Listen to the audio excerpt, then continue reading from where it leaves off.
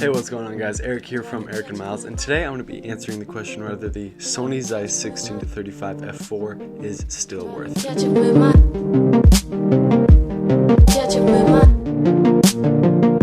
The shorty was a good sign, despite of everything I saw. So I've had this lens for a couple of months. I got it after I bought the Sony a7 II, and I bought this. I previously owned the Rokinon 14mm 2.8, and that was pretty good, but this is just miles better.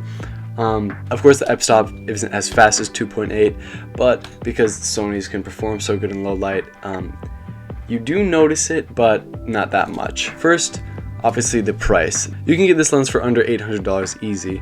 I got it for $670 on eBay, and I think that's a great price for it. I wouldn't pay more than $750 to be honest. $750 for this lens, I'd say that's the most I'd go. It is really great though. Of course, other companies just came out with their Sony wide angles, like I believe Tamron came out with the 17-28 f2.8. And of course there's the G Master, but the G Master is like $2,000 or something. So this for $670, which I got it for, saving that extra $300, that was a lot to me.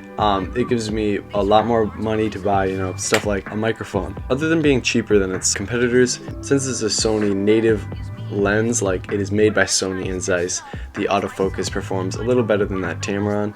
I know Tamron has had some struggles with their autofocus, but this one is great. Of course, I use the a7 II, so the autofocus in this camera isn't great, but when I put it on my a6300, it works like a charm. The a6300 just has some crazy fast autofocus. This is a full frame lens, so if I put it on the a6300, it does crop in a bit, but that doesn't matter to me. So here are the pros. The pros are its price is cheaper than competitors. It is a little telephoto, so that's better than the previous 14mm prime. The sharpness on this lens is just insane. Zeiss, that's the one thing that like Sony Zeiss has had going for them for a couple of years, since like the beginning of the A line. Their lenses are just crazy sharp.